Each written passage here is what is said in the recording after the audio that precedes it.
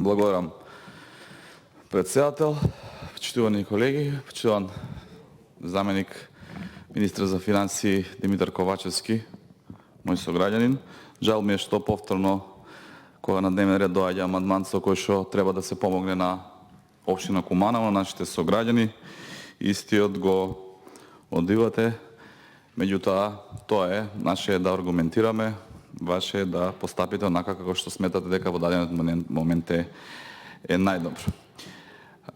Јас жалам што тука во салата моментално не се одредени колеги кои што претходно процедурално реагираа зошто дел од пратениците на ВМРО ДПМН ги откако представникот на владата ќе ги одбие амандманите, истите се повлекуваат. Токму дискусијата на колешката од Ѓорче Петров даде одговор на тоа прашање.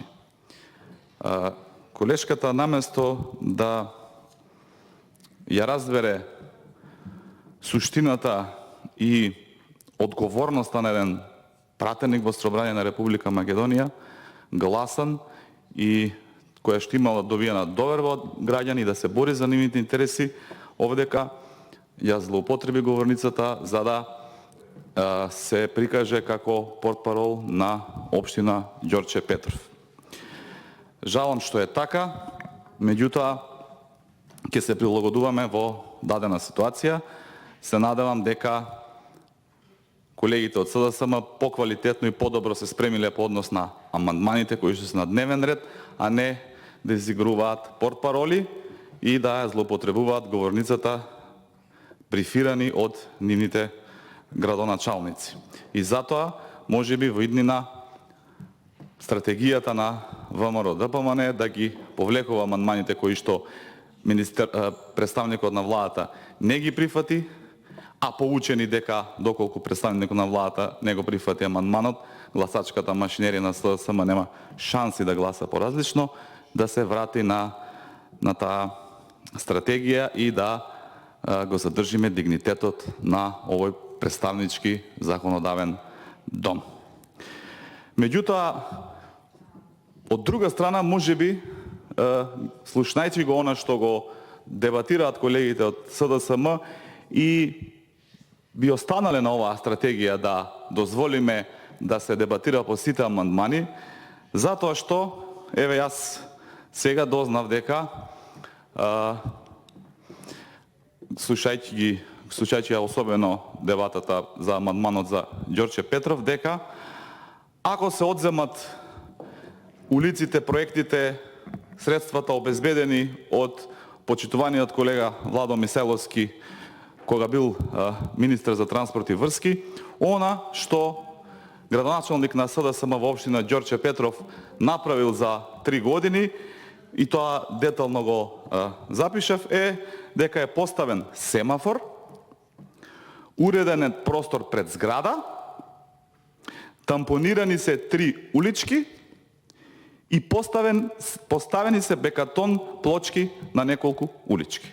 Тоа е она што јас како пратеник успеав настрана од капиталните проекти што ги наведе колегата Бојан Стојановски, настрана од она што самата колешка од Ѓорче Петров го наброја како проекти кои што ги обезбедил претходниот министер, тоа е она што е останато во суштина во општина Ѓорче Петров.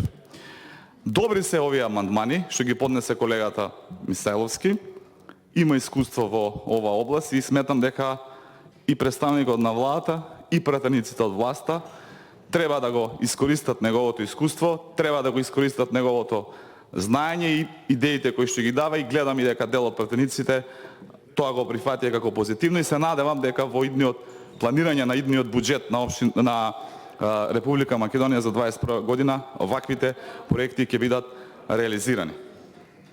Ме загрижува тоа што со леснотија се одбиваат овие проекти од министерот, од заменик министерот, особено познавајќи го лично, без некакво суштинско образложение.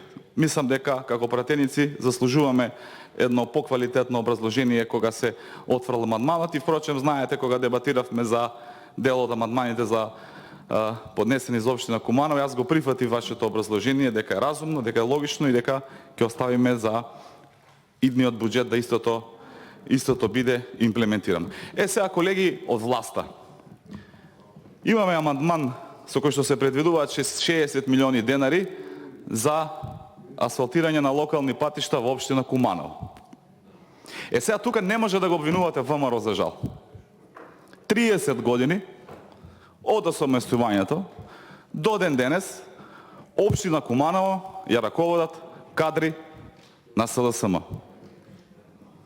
Не може тука да ги спомнувате барокните згради, не може да ги споменувате спомениците, не може да го споменувате Груевски, не може да споменувате владите на ВМРО ДПМНЕ, затоа што, почитувани колеги, 30 години општина Куманово ја раководи, или јас би кажал, ја уништува СДСМ. Жал ми е што нема пратеници од мојата општина, од СДСМ, за да дебатираме како некој поранешен градоначалник на оваа општина, на општина Куманово, и за жал, следејќи ги социјалниве медиуми и следејќи го однесувањето на градоначалникот на Ѓорче Петров, чувствувам дека како да му станува идол, и тоа расипничко однесување на градоначалник, задолжувањето по општината.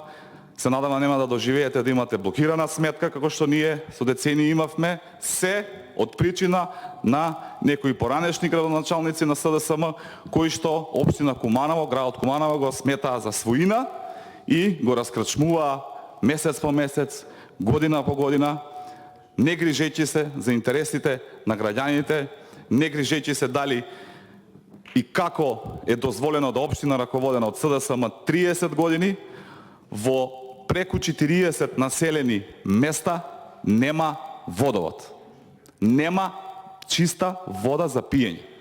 Тоа е универзално, основно човеково право, секој да има чиста вода за пиење. За жал, моите сограѓани го немаат тоа право. Немаат канализација, немаат локални патишта. И тука вината не може да најдете во ВМРО ДПМНЕ. И ве апелирам по кој знае кој пат од оваа говорница. Кога говорите, бидете искрени пред граѓаните кои што ве гласале. Нема да ви забележи никој, и доколку искритикувате нешто што предложила владата, и нема да ви забележи никој доколку пофалите нешто што го предложила опозицијата. Благодарам.